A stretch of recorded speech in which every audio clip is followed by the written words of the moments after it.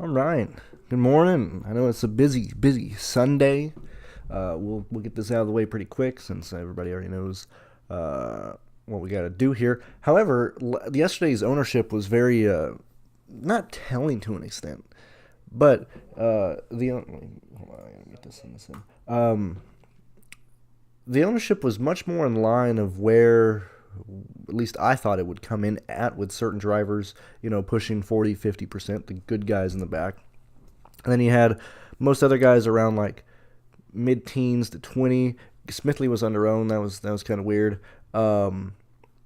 Brian, regardless of how bad the performances are, 4.2, literally in between a bunch of people who are 50 and 20 and 25%. Like that was surprising that we still had like one low owned guy who's just always low owned and stuff. So when we're looking at the race today, I think it's a very similar situation where we can have an idea of where ownership is going to come in at for a lot of these guys, specifically the guys in the back and stuff. So when we're looking at the good cars who are going to carry ownership and who should carry ownership, I think it's very easy for us to understand where ownership is. We don't necessarily need to land on like, oh, this guy's going to be 55, 50, 48% owned or whatever. But just understanding where the ownership is going to be pretty huge. And so when we look at the cars back here, I would assume that it's probably going to be, probably these fellers here. When we start looking at ownership, actually, I do have a chalk, although it's not. I don't like using this because it's not always the case. I feel like it's a little too. What is it? If you just label them all chalk, people are like, "What the heck is wrong with you?" No, all chalk, man. This thing is what the H, man. What the HEE hockey sticks are you doing with your labeling? Okay, so we have these guys here who are gonna carry ownership, which I don't think you need me to tell you that. Let me fix this one because that is going to annoy me. So what do we do? What do you do here? Well, I think that in terms of good drivers that you can pivot to, I think Kyle Busch is going to be under-owned compared to what he should do. Now you might argue that Eric Jones is going to be lower owned than Kyle Busch, but when you look at Kyle Busch and his finishes on plate races, we see that he DNFs a lot. And typically, whenever you're looking at spreadsheets, like you're typically probably you are probably looking at, and this is just Talladega stuff. Yet again, I had a dude send me this just because he likes my stuff on these, my content on this stuff. So he was like, "Here, just take this. I already have it all." But I assume most people are looking at some sheet like this, probably. Although I don't know how accurate all this stuff is, because I mean this is just Talladega, so it's not counting Cindric's Daytona 500 win. But typically, we're looking at people are spreadsheet warriors and looking at this type of stuff. And let me find another sheet that would probably show it. Probably top 10s as well. Actually, that's top 10 points. That doesn't do much here. Top 12 at Dega. We're probably, I don't know if they're necessarily looking at this type of stuff, but this is top 12 starting positions. Manufacturers, drivers, so you can see the optimal or the top 12, DraftKings points and stuff like that. So I assume people are looking at things like this. And we typically are able to. Okay, cool. That's about all that's useful here. Typically, people are just looking at how these guys have done recently, the last 5 races here, whatever the case may be. That's actually. Lastly, hold on. I don't know. I don't remember if Racing Reference threw in Atlanta yet, because people are also probably looking at this stuff. So we're going to use restrictor plates. We are going to use, we'll do 10 races, Cup Series. I don't remember if they're using Atlanta or not. Let's take a look. Thank God we are not. Okay, so actually, this is probably what most people are looking at here. So we see Chase Elliott, which I already knew going in. So I haven't even looked at this. I'm just assuming where the ownership is going to come in at. So we have Chase Elliott, who has been, when is this being sorted by? Well, sorted by top 10s. And why was Elliott so high up there? Oh, he's third, whatever. You see that Keselowski, that's why he's the most expensive driver on the slate. We see that Chase Elliott, that's why he's going to gain ownership. Now, I was actually incorrect because Kyle Busch has had better finishes than I remember. I just remember seeing him have a bunch of DNFs lately, but actually he has not wrecked out in the last 10 races, which is, in my head, quite surprising because I just remember more of his, finishes towards the back of the field, or at least the second half of the field.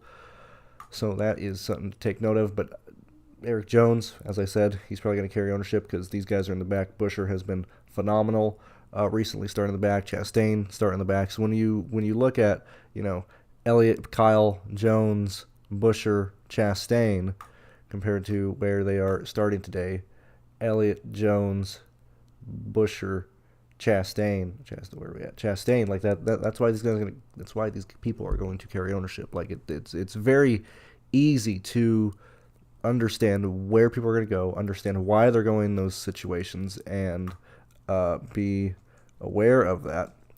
So, like today, probably my favorite play is J.J. Yeley. Clearly, I'm always playing the Rick Ware cars, but J.J. Yeley has done something that we rarely see with these guys, and that's finish outside the top 10 bottom starting positions, which is pretty huge. Typically, we're starting Rick Ware guys in the 30s. We are starting them straight up like DFL and things like that.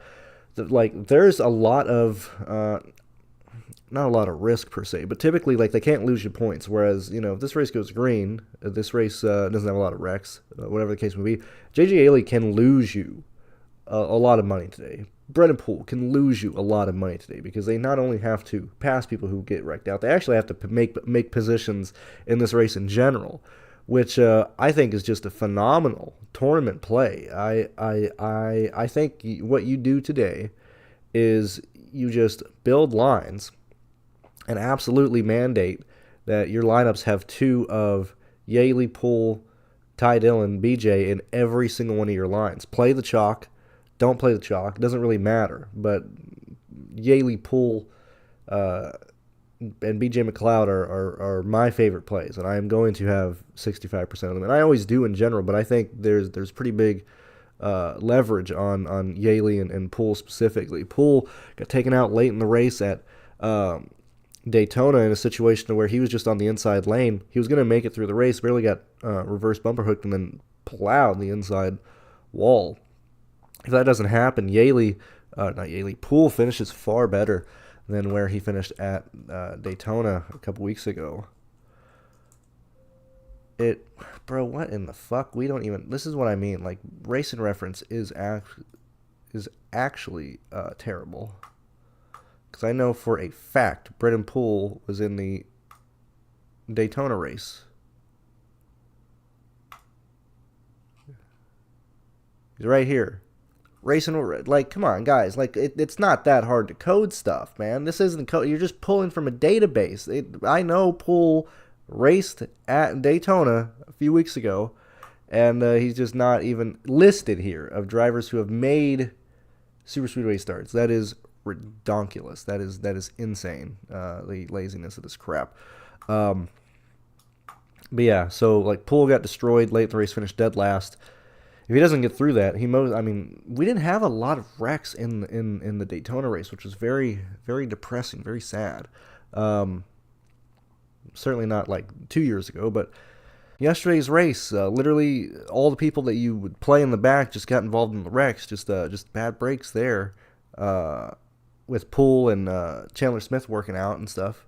I think I lost about half my money yesterday. Didn't lose it all, so that's always good. We don't have to redeposit or do anything like that. But like JJ Yaley is a really, really good plate racer, man. He really is. He's exactly what you want in this. Let's see if he's even listed on here. Why is Yaley on here and Poole isn't? But like this is all I want. Yeah, this is concerning. This race goes green. We finished 31st. That's pretty much a disaster today. We finished 26th, 27th. I mean, we need a lot more help here. At least I just want to land on this type of day from JJ Yaley at, like, I'm assuming probably sub 10% ownership. I can't imagine he's any more than that, especially like if you're building lines, if you're looking at stuff, you're going to have probably 1, 2, 3, 4, 5, 6, LaJoy, just because he's been optimal so much. Like, this is a situation where, like, I didn't mean to show that line. I do apologize. When we look at optimals and you see Corey, look at how many times LaJoy has been optimal at just Talladega. It's been 2 times here. But LaJoy has been a phenomenal scorer. As we go back and look at Daytona, the amount of times he was optimal as well, that's been absolutely huge. So LaJoy's going to carry ownership. That's what I was counting down. I was counting down people that I think we're going to see over at least 38%, if not 40. So it's 1, 2, 3, 4, 5, 6. Probably 6 guys here that are going to be mid-40. That's probably easily... all those guys are going to be in the top 10 in ownership, you know? So you could play 5 of those guys, and then you just throw Yaley in there. You throw Poole in there, you know? Now, you might have to start worrying about little duplications here and there, maybe on like a micro level of like maybe like 3 to 5 duplications in that situation. But I think all you gotta do is just play one of the Rick Ware cars or BJ McLeod, and you're gonna get a lot of discount ownership. Ty Dillon is not the answer in this equation because he's been optimal quite a lot as well. We see that Ty Dillon has a lot of situations to where he made it through a lot of wrecks and got through. Like, this is just Talladega, but it's 2 times here. When we add Daytona, we see Ty Dillon being optimal around 7 times, 6 times. I think LaJoy has it at 8 or 9 when we look at optimal races since like 2016 and stuff. But man, I just think today's really, really easy, man. I really do. I really don't think you need to go above probably Ryan Preece today. My pool, and I haven't made it yet. You know, as you can see, I got no lines. I got no lineups made yet.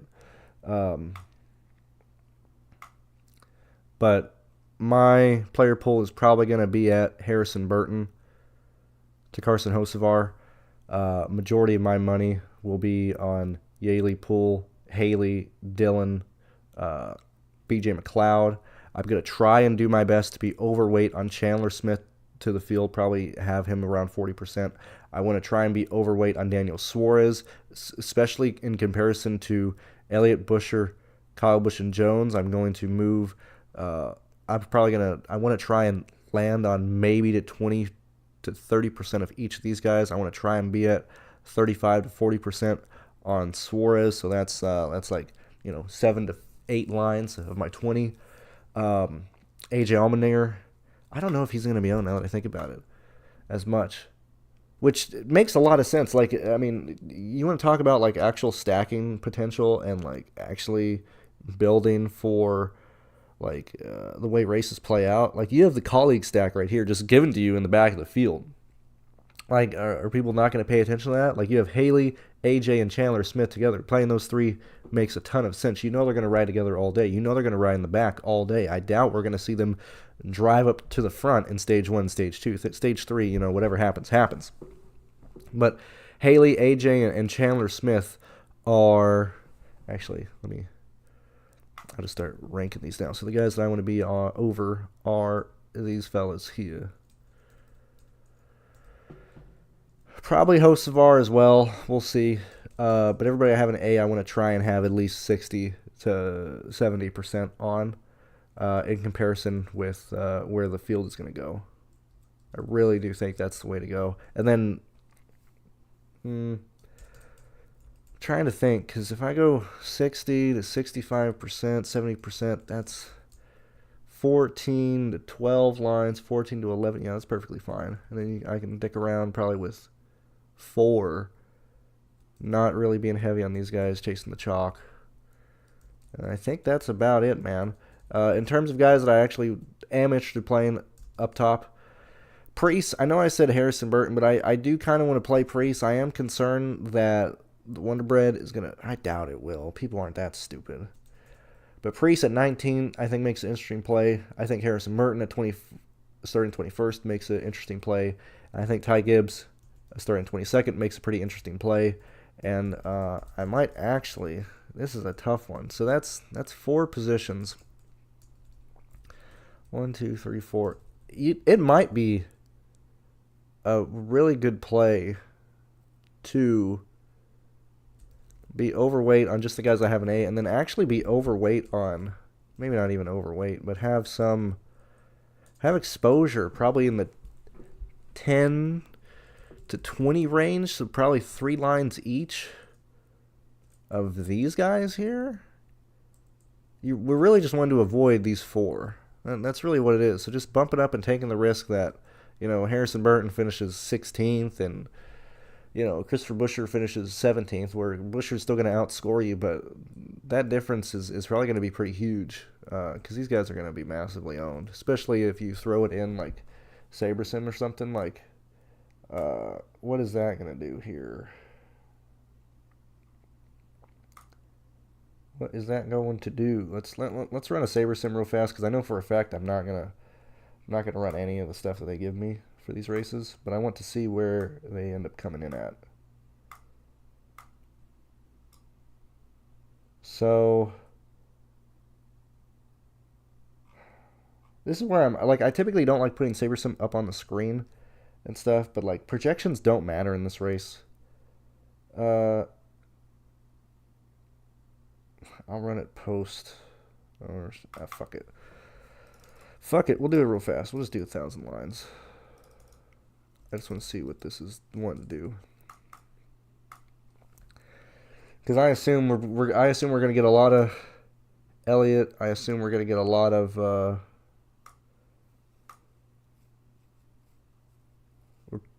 I would assume that the optimizers are gonna give us a majority of the guys that I have in orange right here.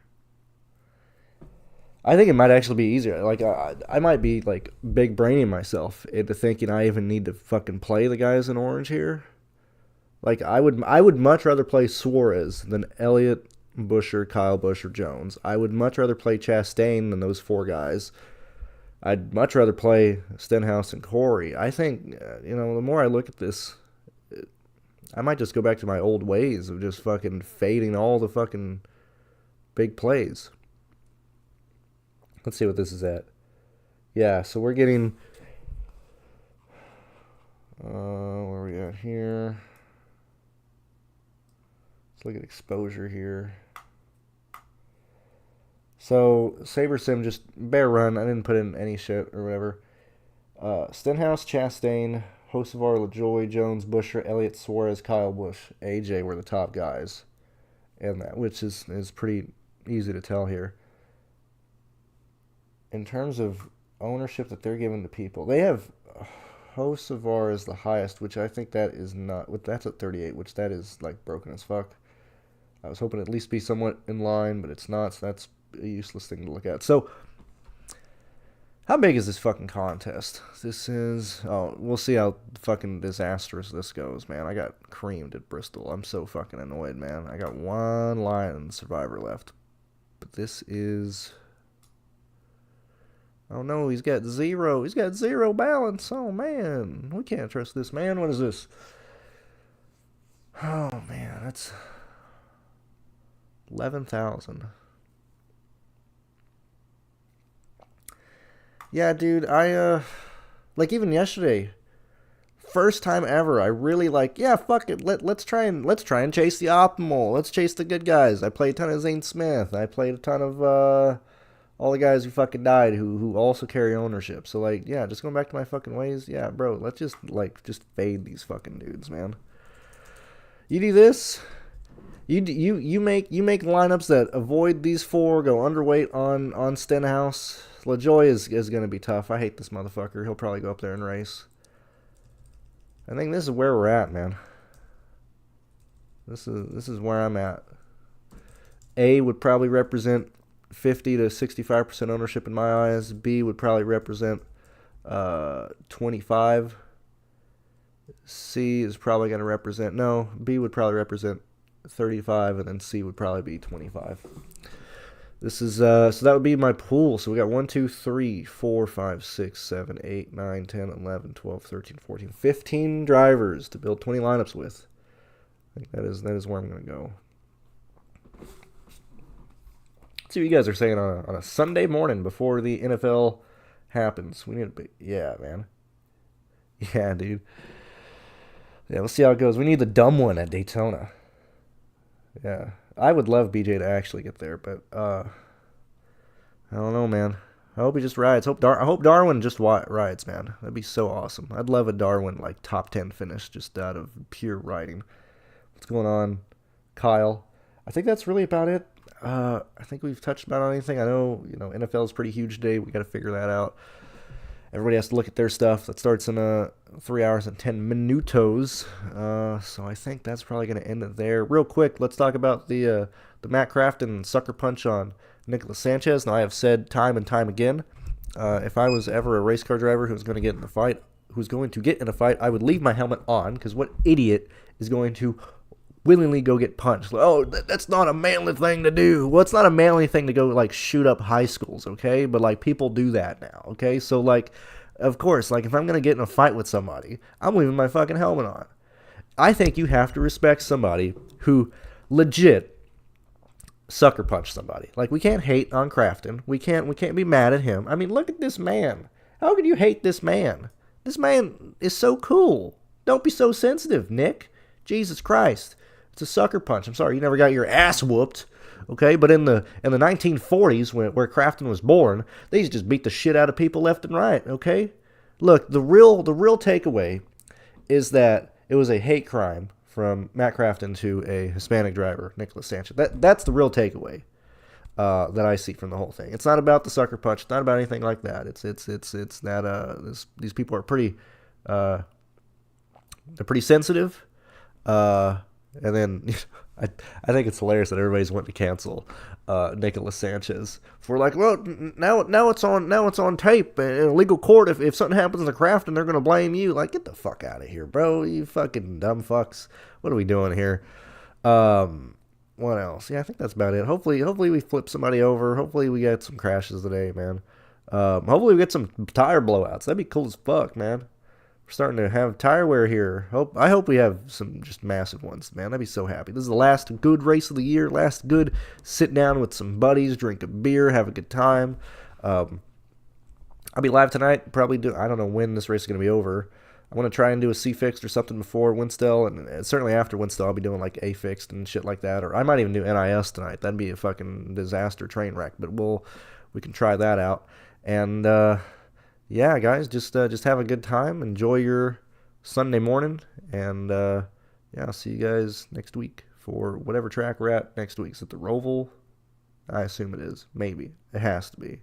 Last race of the round of 8. I guess, I don't know. See you guys in the video. Also, yeah, yet again, real quick, first of the month, if you want to join the Patreon, support me, support the work that I do, you can join that. If not, I completely understand. And yeah, see you guys later.